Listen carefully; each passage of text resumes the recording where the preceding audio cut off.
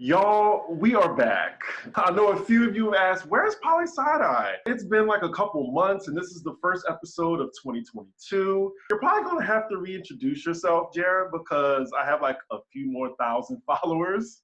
So they're probably like, what the fuck is this? This is Poli-Side-Eye, where we break down political news and concepts for the average Joe, Jamal, and Janet. This is Jared, my best friend. One of my best friends, and please just give them like your background because he knows what he's talking about, y'all. Like he's a political scientist, and I'll let you say it. Yeah, so I'm glad to get to see some people again. So I'm Jared. I'm a PhD candidate in political science at Duke University. So I focus on political history and thinking about how politics changes over time and trying to understand how things that may have happened like a long ass time ago still matter for today. So that's me. So think of it as a political version of Pop Roast. So yeah, do with that as you will. Anywho, what's been going on in the news lately? So yesterday was the anniversary of when the whites stormed the Capitol. Someone sent me a text like they actually commemorated this with a performance of Hamilton. Oh God, I saw that. What was the reason? What was the reason? I'm really curious.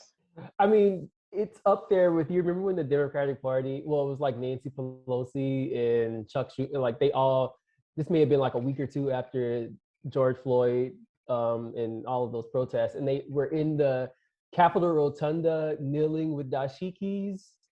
It's up there with that. Like the Democratic. I literally told that to a friend. I was like, this is on the same level as them kneeling in dashiki. Right, exactly. I mean, the Democratic Party is, you know how I've critiqued the Democratic Party ad nauseum. Like they are what they are. Like they can't read the room. Like that has been apparent for a very long time.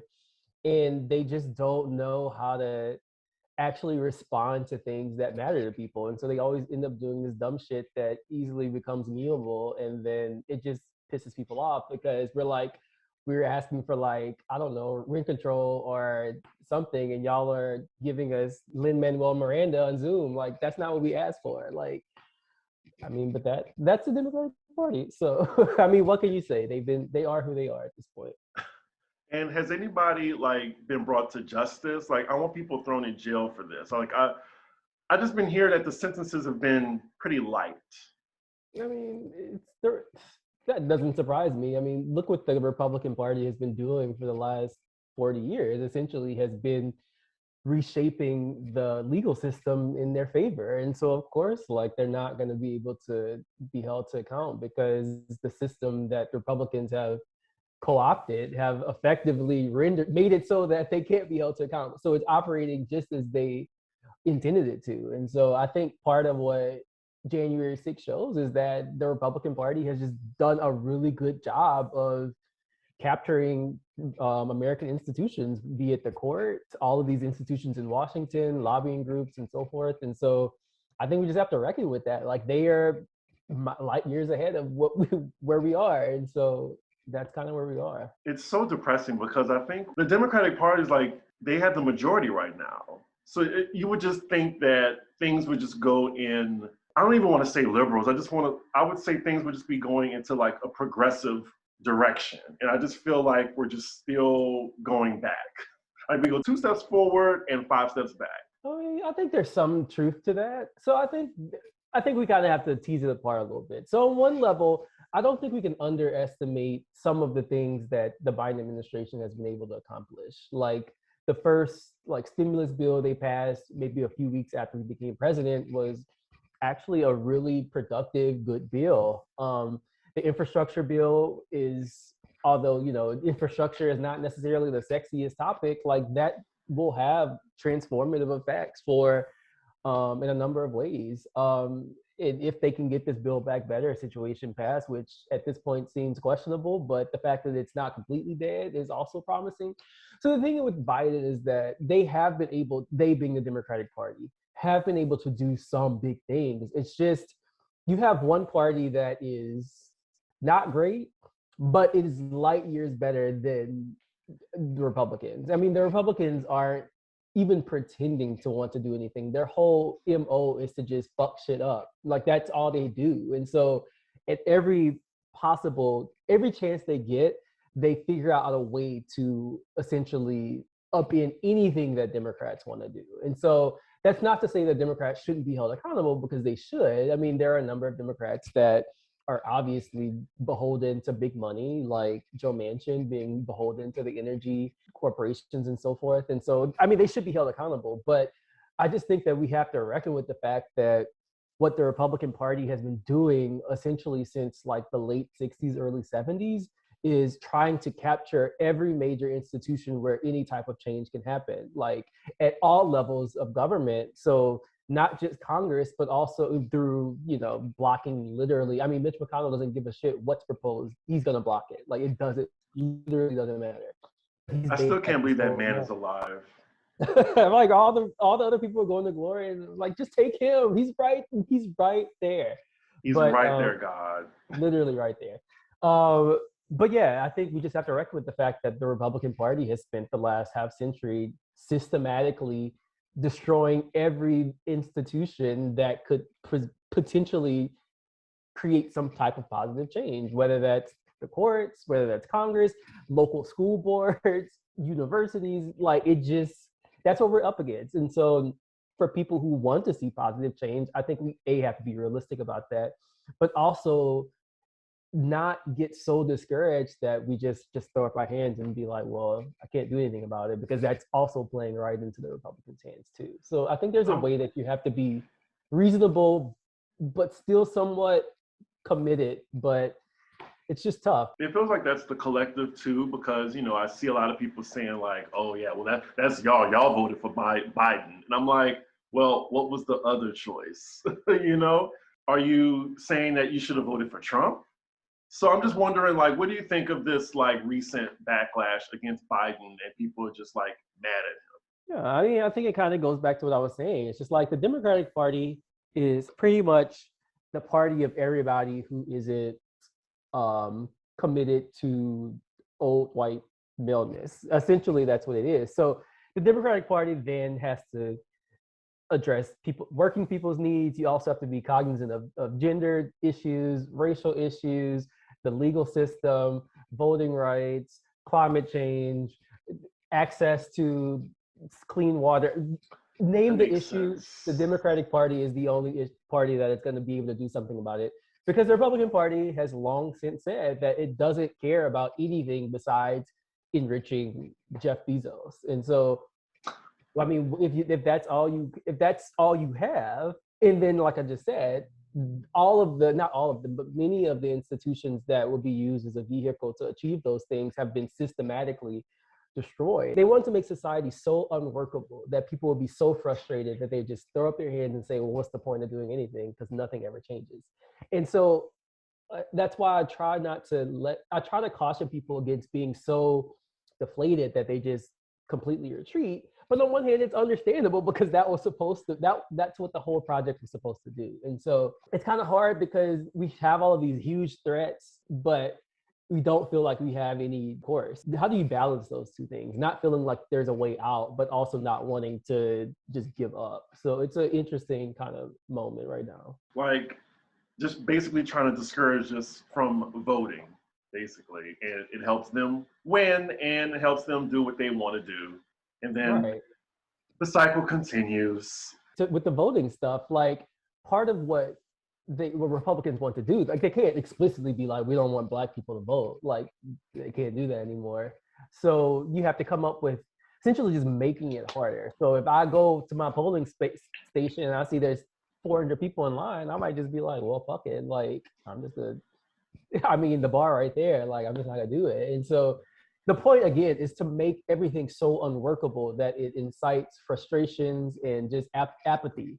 And they've been good at doing that. And so I'm always just trying to tell people, like, no, don't, because you're playing literally right into their hands. But it's a very rational reaction from people. And speaking of no way out, the Omarion, the Flurona, I feel like we're just going to be stuck in this pandemic.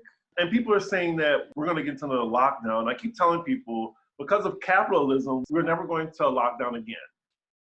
Like, I was just wondering, like, do you think we're going to get into a lockdown? Absolutely not. I mean, there might be situations where institutions might take it upon themselves to impose some type of, maybe not a lockdown, but some form of keeping all of their employees working remotely or things like that. Like you've seen universities do that.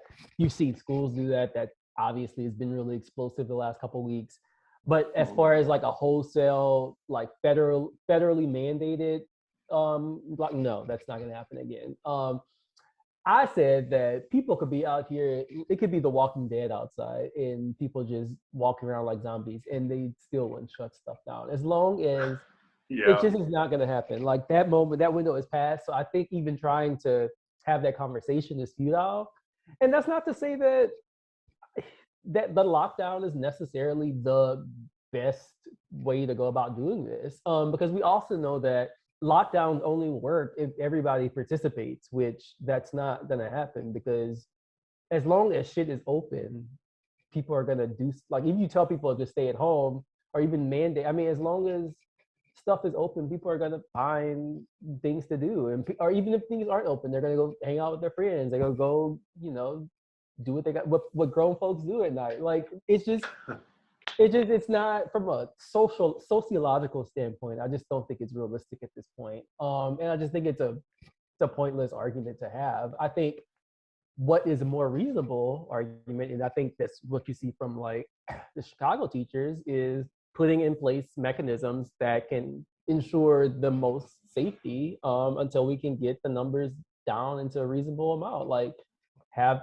easy access to testing. We've seen that's not been true for a lot of places. Make sure that there are mask mandates. Like there are other ways that you can make it much safer for people. But even you can see that even elites don't want that. Like they try to downplay the severity, try to turn it and say they don't care about the kids, like anything but to actually engage with the points they're making. So I wouldn't say that I wouldn't expect a lockdown, not in the United States. So don't hold your breath waiting for that. I just saw so many posts of people saying, y'all be going back inside. And I'm like, no, we're not.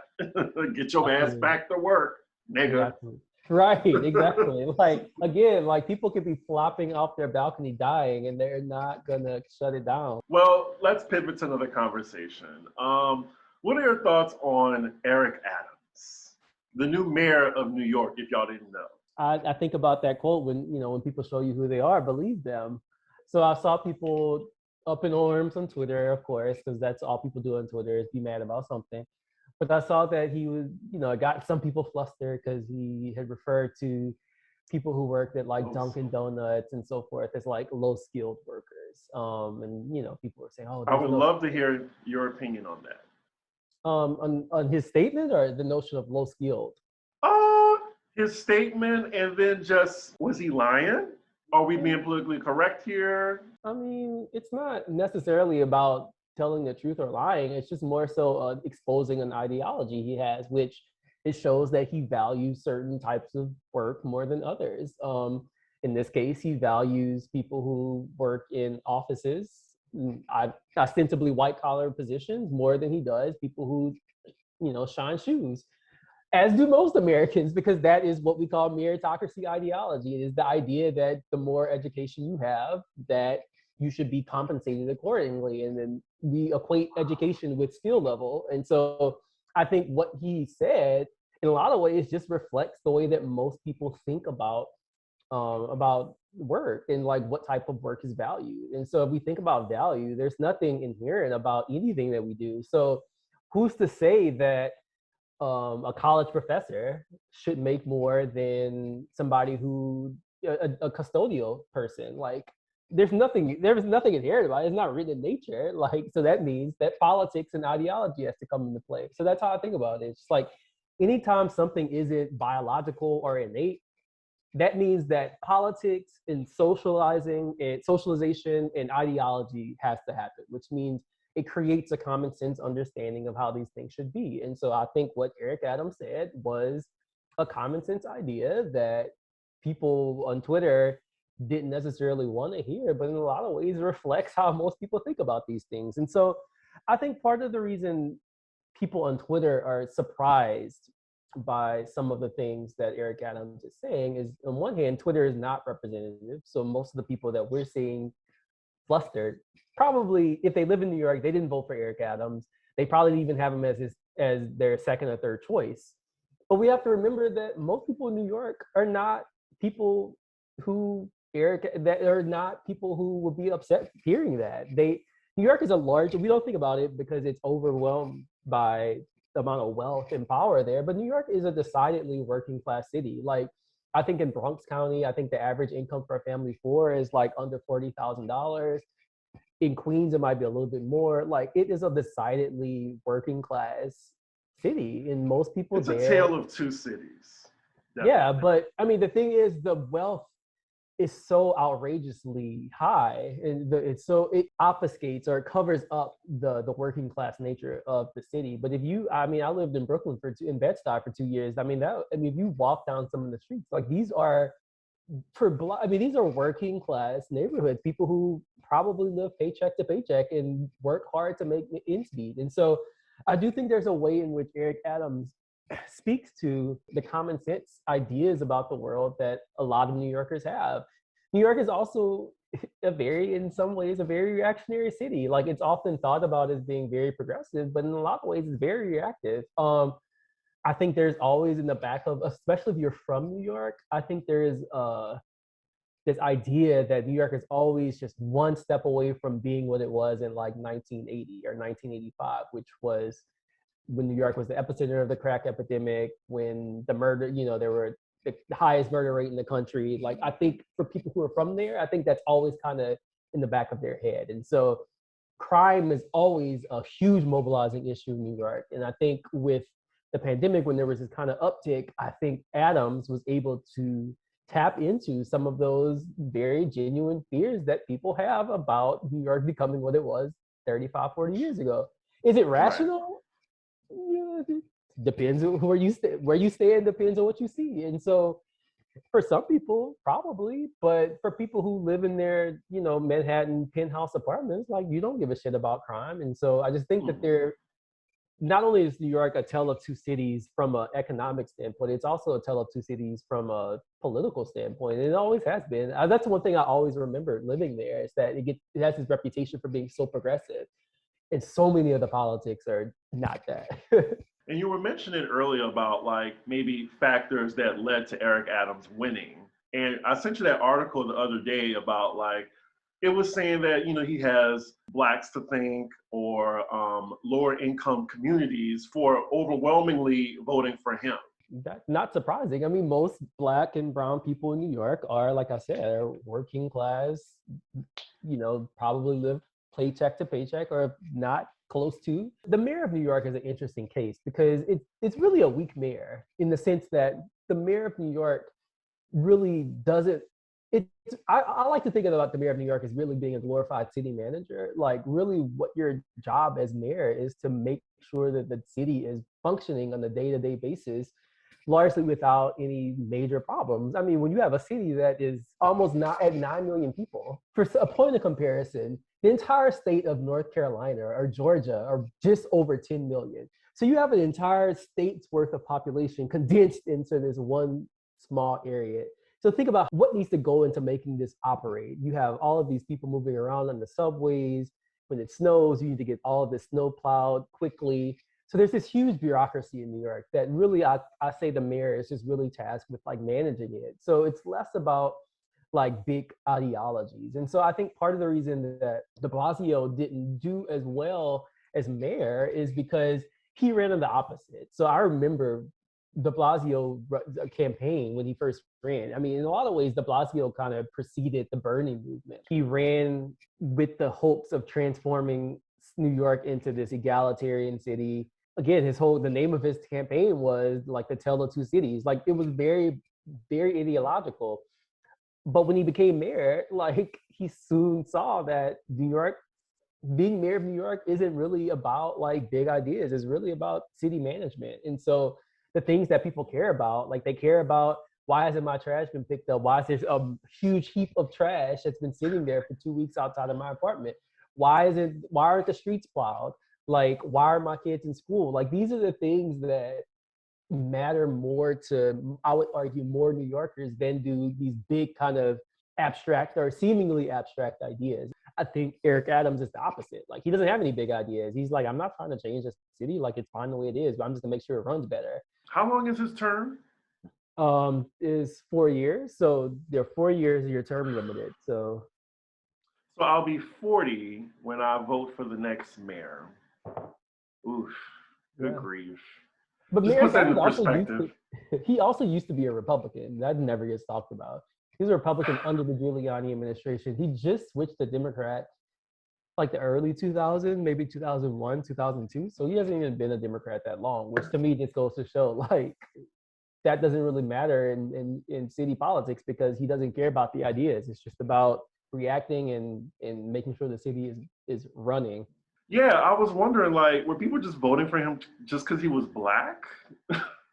I mean, I think again, like if you look at who voted for him, I think they voted for him because he spoke about things they cared about. He ran a campaign saying that it's gonna cut crime. People, if you thought crime was bad, which is the case for a lot of people in New York, he ran a campaign saying he's gonna cut it.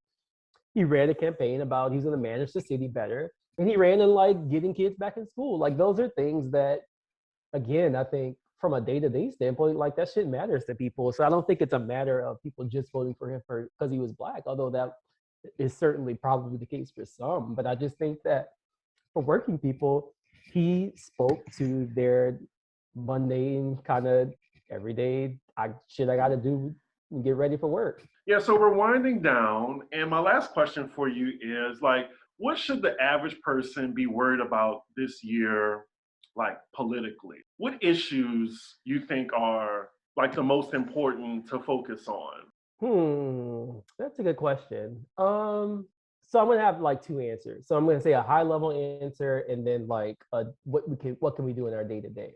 So the first the high level answer I would say is there needs to be more reckoning with climate change. And I get it that there doesn't feel like there's much we can do at the individual level, and to some degree that's true. But I would say that I think people need to definitely educate themselves more on like the harms of climate change and how that's having all kind of consequences. All these crazy hurricanes. Like you remember the hurricane that hit Louisiana this summer? I think it formed like 3 days before it made landfall, and it went from like a tropical depression to like a Category 4 storm in like 2-3 days. Like that's just not Yeah. normal. So I think people need to really get serious and think about like how existential that is. But again, that seems less something that people can do kind of at the individual level. I mean, you could vote for candidates who are more committed, but other than that, like I guess you could use paper straws, even though I hate them. But I mean, really, there's not much that could be done at the individual level. Not right now, anyway. But from an individual standpoint, I wrote a piece a couple of weeks ago talking about one thing that we can do is that's why I like this show, because hopefully it can help people to think about things in a way that they maybe haven't before, or maybe question things they took for granted. But I think we have to start really interrogating things that seem natural or that's just the way it's always been, and really trying to understand like a lot of the things that we just think are natural or in fact recent phenomena, and things that if they are that recent can ideally be changed. And so one thing I wrote about was like thinking about education solely in terms of its payoff, like monetary payoff. Like we think about education solely in like will it help me secure my bag, but I think it's important to start thinking about education in terms of what is the social value that it provides. Like if people imagine if people actually understood how democratic institutions functioned, how that might actually like have affected, say, let's say January 6th. So that's something we can do in our daily lives. If you read something on Twitter, like don't just like reply to the tweet, like actually open it up, read what it says, and actually engage the material. Like a lot of times people will respond to just the tweet or the headline, and then I'll open it and I'll be like, that was just written to incite exactly what it incited. Again, I think there's a way in which we can, at the individual level, start thinking about these things more critically rather than just allowing ourselves to get caught up into what the internet, what social media is supposed to do, which is just to incite some type of emotional reaction. And so I think Yeah. if we can start to like really think about education and learning and thinking in those terms, I think it can have really profound implications for politics because, I mean, not to sound super Sesame Street, but like an informed population is like a necessary aspect of any type of democracy. And if people are just going to be out here, functioning on hopes and dreams, like that doesn't bode well for us getting out of this moment. So that's something I think everybody can do. I mean, I'm guilty of it too. Like I have read a tweet and been like getting ready to respond. I'm like, no, let me actually like read and engage what's actually being said. And you'll find that when you do that, like it works a muscle in here that I think is important to be worked. Well said. Well, at the end of every episode, we do a book recommendation because Jared reads so fucking much. So he has like you probably need like a huge bookcase for all your books. Yeah, I'm kind of running out of space now, but I'll figure something out. So I actually don't have a book recommendation. I'll send you the link to it. It's an article called Attack on That Free works. Yeah. It's called The Attack on Free Enterprise. It's actually an internal memo that was circulated by a guy named Lewis Powell, who was on the Supreme Court from the early 70s until like the mid 80s. But he wrote this memo to the U.S. Chamber of Commerce, essentially laying out all of the ways that people on the right needed to attack left-leaning institutions in the ways that we see now. Like he lays it out. He was like, we need to capture the media, Fox News, all that shit. We need to capture the courts. You see what happened there. Capture the universities. And so he literally lays out bullet point by bullet point, like what needs to happen going forward if the right is going to be politically successful. And I mean, they've almost followed it to, it was almost a blueprint. And so, I think everybody needs to read that because I think it can help to frame our current moment and thinking about why it is that it's so hard to change anything for the better. And so I try to offer some things that are optimistic, but sometimes we just got to, take our medicine. And so, yeah, read that. Yeah, I just wanted to mention that, Jared is a professor now, and I can say professor? Not quite. I'm an instructor because I don't have instructor my PhD yet. Yeah. But you're working towards your PhD, though. Yes, I will have it this summer. This summer, yes. Okay. But what are you teaching? So this semester I'm teaching, it's a Black political thought class. So we look at, we read a lot of different, important scholarship that can help us think about these big questions about like democracy and freedom and equality and all of these things. But we're engaging the works of Black thinkers. So Toni Morrison, Ida B. Wells, Martin Luther King, Stokely Carmichael, all of these different figures to see essentially what they've had to say about Black politics and American politics and what we can learn from that and apply it to our current moment. He's really smart, y'all. Now, with that, let them know your socials, where they can follow you, if they have any questions. He loves answering questions, y'all. I do, actually, as long as you come right. Like, I will definitely engage you. But anyway, my Twitter and Instagram are both JC Tiger Fan. So that's JAYC Tiger Fan. Great. So we're going to try to do these more often, maybe like twice a month. But Jared is really busy. I respect his time. But yeah, with that, y'all, we will see y'all for the next episode. Bye.